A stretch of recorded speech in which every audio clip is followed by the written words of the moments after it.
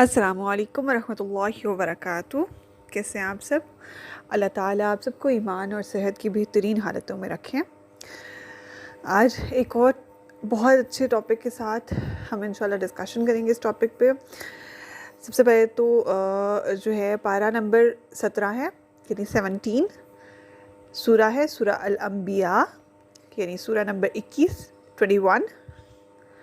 और इस पारे का तकरीबन बन रहा है, ये पहला रुकू जहाँ पे एंड हो रहा है ना, वो आखिरी आयत है पहले रुकू की। यहाँ से हम स्टार्ट करेंगे और फिर ऑनवर्ड्स जहाँ तक हम कर सके डिस्कशन। एक दफ़ा फिर से याद करवा दूँ कि जब भी आप कुरान की कोई आयत सुनते हैं, कोई हदीस पढ़ते हैं, या कहीं आप गुजर रहे होते हैं, कहीं किसी बिलबोर्ड पे आप लिखी हुई पढ़ लेते हैं, कहीं मोबाइल खोलते हैं तो एकदम से आपके सामने कोई आयत आ जाती है, या आप कहीं कोई आयत सुन रहे होते हैं, कुछ भी होता है ना, तो कुरान की कोई भी आयत या कोई भी हदीस आपके सामने बिलावजह नहीं आती है। कभी भी कोइंसिडेंस नहीं होता, इत्तेफाक नहीं होता कि वो आपके सामने आ रही है। वो हमेशा अल्लाह ताला की प्लानिंग्स के अकॉर्डिंग आपके सामने आ रही होती है। अल्लाह को पता होता है कि आपके दिमाग में, आपके दिल में, आपकी ज़िंदगी में क्या चल रहा है।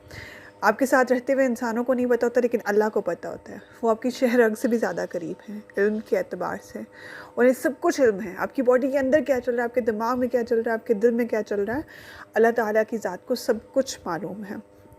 तो वो इस वजह से आपको हमेशा जब भी कोई आयत पढ़वाते हैं तो उसमें कहीं ना कहीं आपके लिए कोई ना कोई नसीहत होती है। ठीक है, तो आपने जब भी कभी कोई आयत या हदीस सामने आए तो हमेशा इस नज़रिए के साथ पढ़ा करें कि अल्लाह ताला ने हमें आज क्यों ये पढ़वाई है, क्यों हमारे सामने ये आयत लाए हैं, इसका क्या मकसद हो सकता है, अल्लाह ताला हमारे सामने क्यों लाए हैं। या कोई आयत आप कहीं भी सुन रहे हो तो इस सोच के साथ सुना करें। ठीक है, तो स्टार्ट करते हैं जी। आयत नंबर 10 यानी 10 है। आऊज़ु बिल्लाहि मिनश शैतानिर रजीम, बिस्मिल्लाहिर रहमानिर रहीम।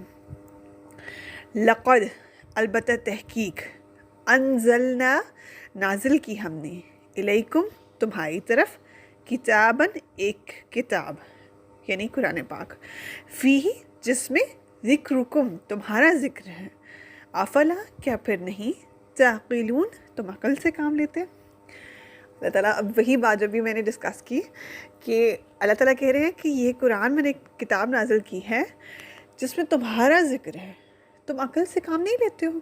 ज़िक्रुकुम नसीहत के मानों में भी आता है कि इसमें तुम्हारे लिए नसीहत है, तो क्या तुम अकल से काम नहीं लेते।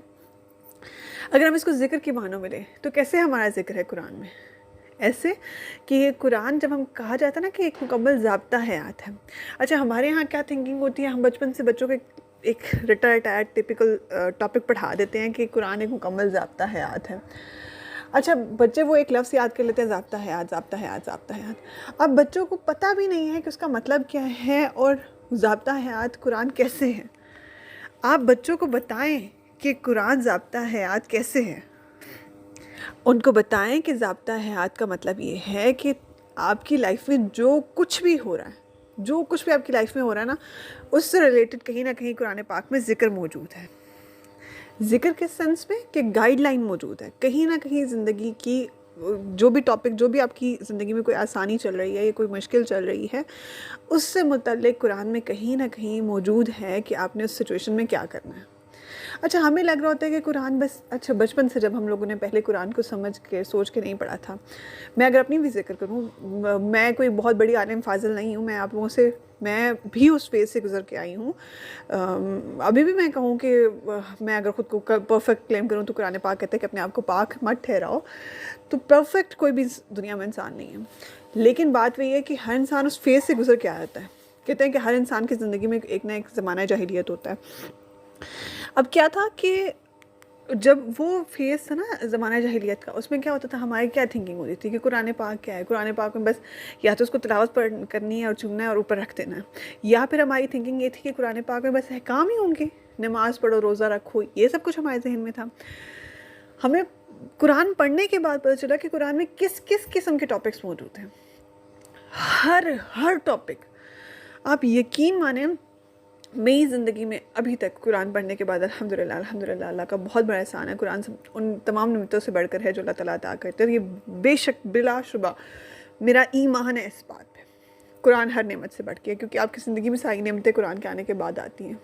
हाँ, हमारी ज़िंदगी में आसानियाँ कुरान के आने के बाद आती हैं।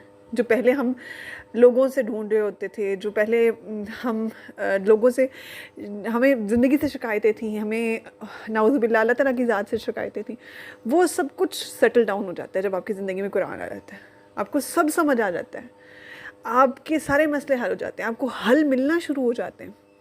कभी भी आपको लगे ना कि ये क्या हो रहा है और अभी इस टाइम में किस सिचुएशन में क्यों हूँ, तो कुरान खोल के बैठे, तर्जुमा पढ़ना शुरू कर दे कहीं दरमियान से, आपको समझ आ जाएगी कि अल्लाह आपको क्या बताना चाह रहे हैं, कि आप इस सिचुएशन में क्यों हैं, या आप इस सिचुएशन से कैसे निकलें।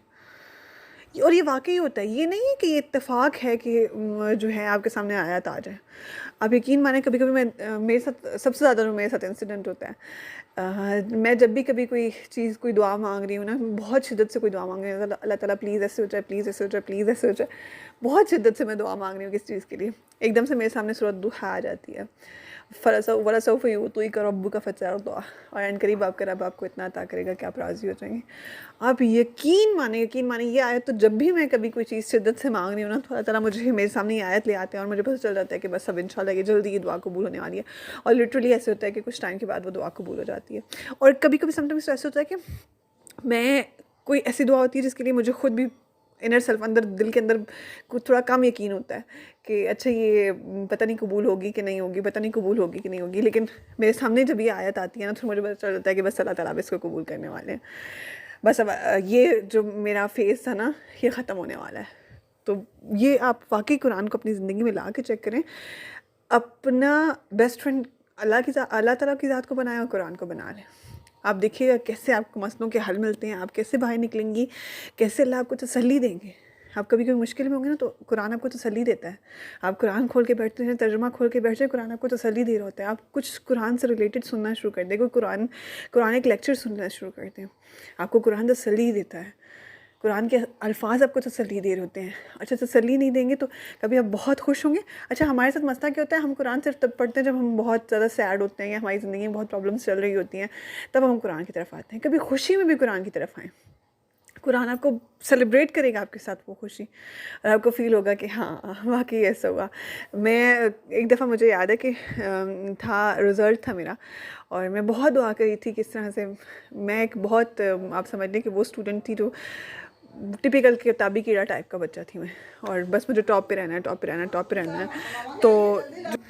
तो रिज़ल्ट था मेरा, और मुझे लगा कि बस अब क्या होगा, अब रिज़ल्ट आने वाला है, और रिज़ल्ट आ गया, और रिज़ल्ट मेरी एक्सपेक्टेशंस से भी बहुत अच्छा है, अल्हम्दुलिल्लाह अल्हम्दुलिल्लाह। मुझे आज तक अपना रिज़ल्ट याद है। मैं कुरान पाक खोल के बैठ गई, और मैंने कहा कि अल्लाह ताला अब क्या कहते हैं, रिज़ल्ट के बाद क्या कहते हैं ना, मतलब मैं बहुत खुश थी, like above the seven sky. मुझे बहुत ज़्यादा खुशी थी कि मेरा इतना अच्छा रिज़ल्ट आ गया। और उस, आपको पता है कि स्टूडेंट की ज़्यादा खुशी, सबसे बड़ी ज़िंदगी की खुशी क्या होती है, कि बच्चा वो भी जिसकी ज़िंदगी सिर्फ किताबें किताबें किताबें हों, और उसको इतनी बड़ी खुशी मिल जाएगी, उसका रिज़ल्ट वो टॉप कर जाए एंड ऑल दैट। तो जो है, जब मेरा रिज़ल्ट आया तो मैंने कुरान पाक खोल के बैठी, और उस टाइम मैंने ना कोर्सेज़ वगैरह किए थे, मैंने बस उस टाइम, उस ज़माने में ये पढ़ा था कि कुरान के पास आपकी हर बात का जवाब है। तो मैं बस खोलती थी, कुरान के जवाब मिले मुझे ना, तो मैं खोल के बैठ के मैंने कहा आज अल्लाह ताला क्या कहेंगे। तो अल्लाह ताला वो फ़तह मुबीन वाइद की आयत आई ना, कि अल्लाह ताला तुम्हें वाज़िह फ़तह दे। तो मैं इतनी हैरान हुई कि अल्लाह ताला मेरे साथ सेलिब्रेट कर रहे हैं कि देखो आज वाज़िह फ़तह मैंने तुम्हें दे दी। तो खुशी में भी अल्लाह के पास आएँ, खुशी में भी कुरान खोल के बैठें कि अल्लाह आज क्या कह रहे हैं, अल्लाह आज क्या गाइड कर रहे हैं, कि अब मुझे क्या करना है। या कभी कभी ऐसा नहीं होता कि हम कभी कभी खुशी में ना ज़्यादा एक्साइटेड होके कर जाते हैं कुछ ऐसा जो अल्लाह को ना पसंद आए, तो अल्लाह उस टाइम फिर फ़ौरन रोक देते हैं कि ऐसे नहीं करना था, तुम्हें ऐसे नहीं करना था। तो खुशी गुजारने का भी तरीका रद्द-ए-अमल अल्लाह ताला हमें कुरान पाक में सिखा रहे होते हैं। लेकिन मसला ये होता है कि हम कुरान के पास आ नहीं रहे होते। अल्लाह ताला बहुत वाज़ेह आयत है। अब देखिए, कभी आपको पता था कि आप कुरान पाक में इतना वाज़ेह आयत में अल्लाह ताला ने फरमाया है कि फ़ीही ज़िक्रुकुम, तुम्हारा ज़िक्र है इसमें।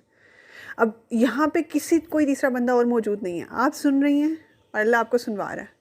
अल्लाह क्या सुनवा रहा है, कि तुम्हारा ज़िक्र है इसमें, तुम। यहाँ पे ये नहीं कहा गया कि बहुत से लोगों को फ़लाँ की बात, फ़लाँ की बात, फ़लाँ की बात, फ़लाँ उम्मत की बात, फ़लाँ उम्मत की बात, फ़लाँ कौम की बात, फ़लाँ। अल्लाह कह रहे तुम्हारा ज़िक्र है, तुम, सिर्फ तुम स्पेशल हो, तुम बहुत स्पेशल हो, सिर्फ तुम्हारा ज़िक्र है। तुम मुझे बहुत पसंद हो, तुम इस टाइम कुरान सुन रही हो, तुम बहुत अल्लाह की फेवरेट बंदों में से हो। चाहे तुम्हें लग रहा है कि तुमसे ज़िंदगी में बहुत सारे गुनाह हुए हैं, शैतान क्या करता है, शैतान हमें वसवसे देता है, तुमसे तो बहुत गुनाह हो गए, तुम तो अल्लाह की फेवरेट की लिस्ट से निकल गई हो बाहर। ऐसा नहीं होता है। ये हम इंसान कम ज़र्फ़ होते हैं जो एक इंसान को एक गलती पे माफ़ करने को तैयार नहीं होते। अल्लाह का ज़र्फ़ बहुत बड़ा है, बहुत बड़ा ज़र्फ़ है अल्लाह का। वो हमसे हमारी गलतियों पर नफ़रत नहीं करते, वो बहुत बड़े ज़र्फ़ वाले हैं। वो हमसे मोहब्बत करना नहीं छोड़ते। उन्हें क्यों अलवदूद कहा गया है? सब मोहब्बत करने वालों से बढ़कर मोहब्बत करने वाले, बहुत ज़्यादा मोहब्बत करने वाले क्यों हैं अल्लाह ताला? क्यों? क्योंकि दुनिया में कोई भी मोहब्बत करने वाला हो ना, वालिदैन वालिदैन सबसे बेलौस मोहब्बत वालिदैन की होती है। आप ऐसे जो सारे पेरेंट्स बन चुके हैं उनको तो अब अंदाज़ा हो गया होगा, जो पेरेंट्स नहीं हैं उनको इंशाल्लाह फ्यूचर में अंदाज़ा हो जाएगा कि दुनिया में सिर्फ एक अल्लाह ताला एक आपकी वालिदैन की ज़ात होती है, अल्लाह ताला के अलावा आपके वालिदैन की ज़ात होती है जो आपसे बेलौस मोहब्बत कर रही होती है, जिनकी आपसे कोई गर्ज नहीं होती, जो आपकी फ़िक्र में आपसे ज़्यादा परेशान हो रहे होते हैं, जो आपकी खुशी में आपसे ज़्यादा खुश हो रहे होते हैं। तो वालिदैन के साथ भी ना आप कुछ अरसा, 1 साल 2 साल औलाद गलती करे, 3 साल गलती करे, 4 साल गलती करे, औलाद वालिदैन को तंग करें, तो एट द एंड वालिदैन के सब्र का पैमाना भी रेज़ हो जाता है। वो भी कहते हैं बस अब ऐसी गंदी औलाद से मैं ऐसे ही ठीक था। आपने सुना होगा बहुत दफ़ा वालिदैन भी ये कहते हैं कि ऐसी औलाद होने से बेहतर था मैं बे औलाद होता। तो इंसानों का ज़र्फ़ ख़त्म हो जाता है, लेकिन अल्लाह का ज़र्फ़ इतना बड़ा है ना कि हम गुनाहों पे गुनाह करके ढेरियाँ गुनाह के लेके जाए ना, तो अल्लाह फिर भी हमें पकड़ लेता है, फिर भी थाम लेता है, फिर भी उतनी मोहब्बत से लेता है। ये शैतान हमें कह रहा होता है कि तुमने तो इतने बड़े गुनाह कर दिए, तुम अल्लाह के सामने किस मुँह जाओगे, अल्लाह तो अब तुमसे नफरत करता होगा, अल्लाह को तो तुम अब बिल्कुल अच्छी नहीं लगती। ऐसे नहीं होता, वो भी आपसे बहुत मोहब्बत करते हैं। और यकीन माने, अगर अल्लाह आपको इस टाइम ये आयात सुनवा रहे हैं तो इसका मतलब है कि वो वाकई आपसे बहुत मोहब्बत करते हैं, और वो वाकई आपको इस टाइम सुनवाना चाह रहे हैं कि वो आपसे बहुत मोहब्बत करते हैं, आप उनके लिए बहुत स्पेशल हैं। आप उनका कुरान सुन रही हैं, आप उनका कलाम सुन रही हैं, आप उनकी बात सुनना चाह रही हैं, तो आपको वो क्यों, अल्लाह अपनी बात उसी को सुनवाता है ना। आप अपनी बात किसको सुनवाती हैं? अपने पर्सनल्स किसको जाके बताती हैं, किससे डिस्कस करती हैं? जैसे आप मोहब्बत करती हैं, हर एक से तो आप जाके डिस्कस नहीं करना शुरू कर। तो अल्लाह का एक इतना महबूब कलाम, अल्लाह की इतनी पसंदीदा किताब अल्लाह आपको सुनवा रहे हैं। इतनी फेवरेट अल्लाह की किताब अल्लाह किसको सुनवाएंगे? अपने पसंदीदा बंदों को। अल्लाह आपको सुनवा रहे हैं तो मतलब आप पसंदीदा हैं, चाहे आपसे कितने ही बड़े गुनाह क्यों नहीं हुए, चाहे अपनी ज़िंदगी में कितना ही बड़ा गुनाह क्यों नहीं कर दिया, कबीरा गुनाह, कबीरा से भी बड़ा गुनाह कर दिया ना, तब भी अल्लाह आपको सुनवा रहे हैं इस टाइम, तो इसका मतलब है कि अल्लाह आपसे मोहब्बत करते हैं, बहुत मोहब्बत करते हैं। और वो कह रहे हैं कि इसमें तुम्हारा जिक्र हो रहा है, तुम ये ना समझो कि किसी और की बात हो रही है, तुमसे मैं कह रहा हूँ कि तुम्हारा जिक्र हो रहा है इस कुरान में, तुम्हारा जिक्र और तुम्हारी नसीहत है। जिक्र नसीहत के मानों में है, जिक्र का जो अरबिक टेक्स्ट मीनिंग है वो नसीहत के मानों में भी आता है। तुम्हारे लिए नसीहत है इस कुरान में, खोल के पढ़ा करो इसको, देखा करो कि मैं तुम्हें क्या क्या गाइडलाइन दे रहा हूँ, क्या नसीहत कर रहा हूँ कि तुम्हें ज़िंदगी में क्या करना है और कैसे करना है। लेकिन तुम खोलने के तुम्हें टाइम ही नहीं मिलता, तुम्हें खोलने की फ़ुर्सत नहीं मिलती। ये एक रिमाइंडर भी हो सकता है। अल्लाह कह रहे हैं, अल्लाह गिला कर रहे हैं कि तुम्हारे लिए ज़िक्र अफ़ला ताक़िलून, तो क्या तुम्हें अकल नहीं है? मैं इतने क्लियर अल्फाज में तुम्हें हर दफ़ा बताता हूँ कि तुम मेरे पसंदीदा बंदों में से हो, कि तुम्हें मैंने कुरान के सामने बिठा दिया है, कुरान सुनने के लिए बिठा दिया है, तो फिर भी मैं तुम्हें बताता हूँ कि तुम्हारा इसमें ज़िक्र है, तुम्हारे लिए इसमें गाइडलाइन है, फिर भी तुम्हें अकल नहीं है कि तुम इस कुरान को पाकर, इसको समझकर अपनी इज़्ज़त और करामत और सआदत हासिल कर सको। कुरान आपको इज़्ज़त दिलाता है। अगर आपको लग रहा है ना कि दुनिया में लोग आपकी इज़्ज़त नहीं कर रहे, आपको फ़ील हो रहा है कि आपकी इज़्ज़त में कमी आ रही है, या आपको लोग वैसे ट्रीट नहीं करते जैसे ट्रीट करना चाहिए, तो आप कुरान के साथ जुड़ जाएं। आप यकीन माने, ये चीज़, आप इस चीज़ पे ईमान रख लें कि अल्लाह जिससे मोहब्बत करता है, अल्लाह अपने बंदों के दिलों में उसके लिए मोहब्बत डाल देता है।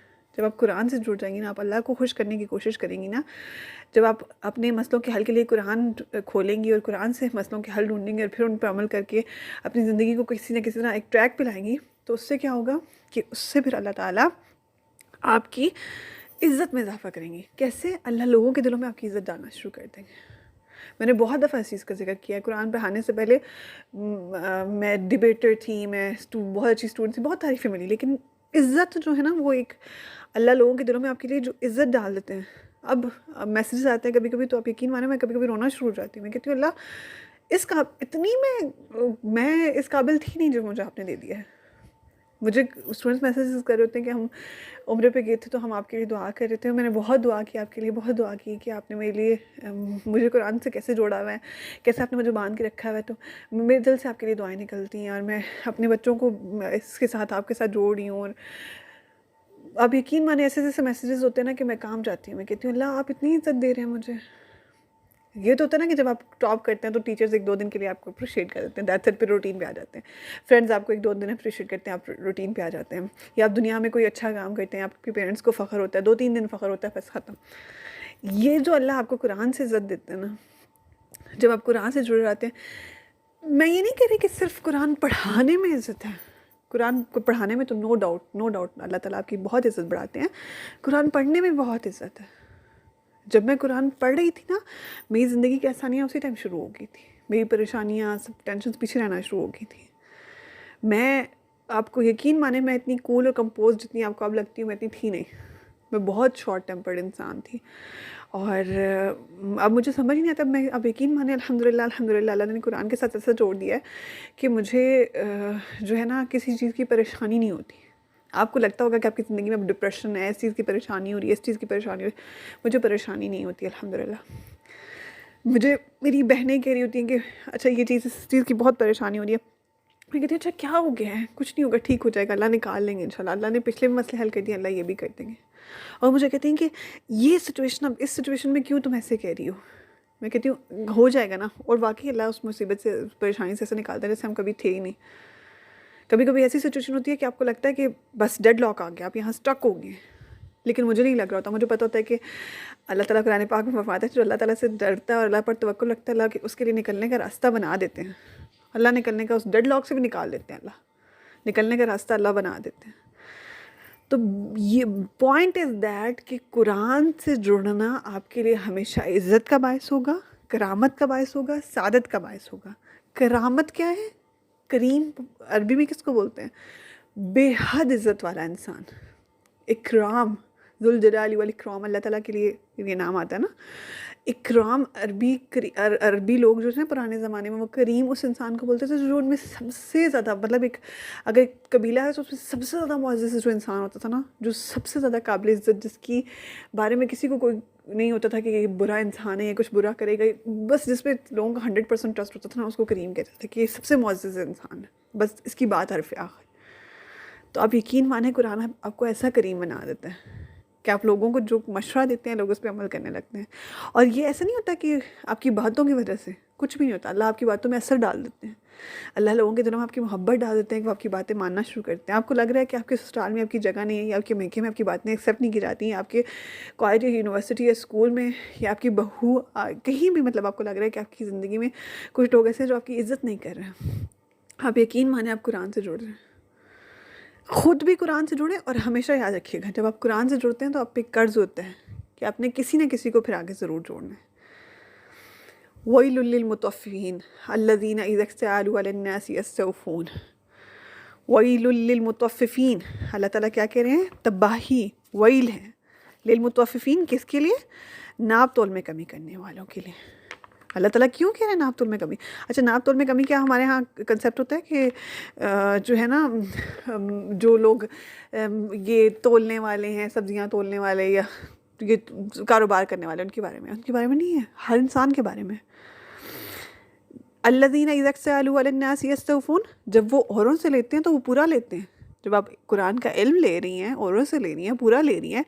व इज़ा कालूहुम अव वज़नूहुम युख़सिरून, और जब किसी को देते हैं या लोगों को देते हैं नाप का ये तोल कर, तो कम कर देते हैं।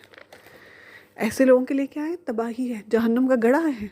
जो कुरान ले तो रहे हैं पूरा, लेकिन आगे किसी को भी नहीं दे रहे, कहीं भी बांट नहीं रहे। तो याद रखिएगा कुरान का आप पे कर्ज़ होगा। आपने अगर सीखा है, कुछ भी सीखा है, आगे ज़रूर पहुँचाएँ, किसी न किसी को ज़रूर पहुँचाएँ। किसी एक इंसान को पहुँचा दें, 2 को पहुँचा दें, 3 को पहुँचा दें, कुछ पहुँचा दें। अगर मेरी इन सारी बातों में से कुछ आपको लग रहा है ना कि आपको टच कर रहा है, तो आप उनमें से कोई एक बात किसी अगले बंदे को बताएं, ज़रूर बताएं। ये कुरान का आप पे हक है, आपने ज़रूर करना है ऐसे, ज़रूर। और फिर जब आप ऐसे करने लगेंगे ना, कुरान के हक अदा करने लगेंगे, लोगों को अल्लाह से जोड़ने लगेंगे, किताब के साथ ख़ुद जुड़ जाएंगे। सबसे पहली बात आपने क्या करना है? आपने सबसे पहले ख़ुद कुरान से जुड़ना है। कभी कोई टेंशन परेशानी हो फ़ौरन कुरान खोल के देखें कि अल्लाह अब क्या गाइड कर रहे हैं, अल्लाह अब क्या गाइड कर रहे हैं। कोई कुरानी आयत सुनना शुरू कर दें, रैंडमली कहीं से तिलावत प्ले कर दें, कुछ कुरान दरमियान से खोल के तिलावत करना शुरू कर दें, कुछ भी करें, बस कुरान के पास आएँ फ़ौरन भाग के, अल्लाह के पास आएँ फ़ौरन भाग के, सब्र और नमाज से मदद तलब करें। जब आप ऐसे करेंगे फिर आपने क्या करना है, दूसरी चीज़ आपने किसी न किसी इंसान को कुरान से जोड़ना है। जब आप जोड़ देंगे लोगों से को कुरान से, फिर अल्लाह ताला क्या करेंगे, आपकी ज़िंदगी में इज़्ज़त में, करामत में, सआदत में इजाफ़ा कर देंगे। अल्लाह आपके लोगों के दिलों में आपकी मोहब्बत डालेंगे, अल्लाह लोगों के दिलों में आपकी इज़्ज़त डाल देंगे, अल्लाह लोगों के दिलों में ये बात डाल देंगे कि इस इंसान की बात मानना शुरू कर दो, क्योंकि ये इज़्ज़त वाला है, ये करीम है, ये वो इंसान है जो जिसने अल्लाह की नज़र में अपनी इज़्ज़त बना ली है। बस आपने क्या करना है, आपने बेसिकली सिर्फ एक टास्क आपके लिए आपको आज अल्लाह ताला दे रहे हैं कि आपने अल्लाह की नज़र में अपनी इज़्ज़त बढ़ानी है। अल्लाह की नज़र में कैसे इज़्ज़त बढ़ानी है, अल्लाह से अपना ताल्लुक़ मज़बूत करके। अल्लाह से ताल्लुक़ कैसे मज़बूत होगा, एक तो अपनी नमाज़ों की पाबंदी करनी है, हर हाल में नमाज, किसी कंडीशन में आप बीमार से बीमार हैं तब भी छोड़ने का कोई एक्सक्यूज़ नहीं है। नमाज़ों की पाबंदी करनी है, कभी कोई मुश्किल आ जाए फ़ौरन सब्र करना है, वावेला नहीं करना है, अल्लाह को इल्ज़ाम नहीं देना, शिकायतें नहीं करनी हैं, फ़ौरन सोचना है कि अल्लाह ताला आपने मुझे इसमें डाला है तो क्यों डाला है, मुझे इसमें से क्या सीखना है, सीखें। और फिर अगर मुश्किल लग रही है, उस मुसीबत पर सब्र करना मुश्किल लग रहा है, तो अल्लाह से मदद तलब करें कि अल्लाह मुझे इससे निकालें, ये बहुत मुश्किल मुझे लग रहा है, आप इससे मुझे निकाल दें। अल्लाह ताला इंशाअल्लाह आपको निकाल देंगे उस मुश्किल, उस मुसीबत से। और फिर जब अल्लाह ताला निकाल देंगे तो फिर आपने उसके बाद भी कुरान से जुड़े रहना है, कुरान पढ़ते रहना है, ताकि आपको मज़ीद ज़िंदगी के लिए गाइडलाइन मिलती रहे। ठीक है, तो आज के लिए हमें अल्लाह ताला ने क्या कहा कि कुरान पाक हमारे लिए एक नसीहत है, इसमें हमारा ज़िक्र है।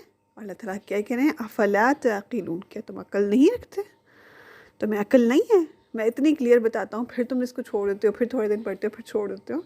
अक्ल से काम लो, इसी में बेहतरी है। ठीक है, अल्लाह ताला आपके लिए ढेरों आसानियाँ पैदा करें, कुरान से हमेशा जुड़े रहने में आपकी मदद फरमाएँ। खुद अपने लिए भी ये दुआ किया करें, अल्लाह ताला मुझे हमेशा कुरान से जुड़े रहने में मदद फरमाएँ। आमीन। अल्लाह ताला आपके लिए नेकी करना आसान और गुनाह करना मुश्किल बना दे। आमीन। दुआ में याद रखिएगा। अस्सलामु अलैकुम रहमतुल्लाहि व बरकातुहू।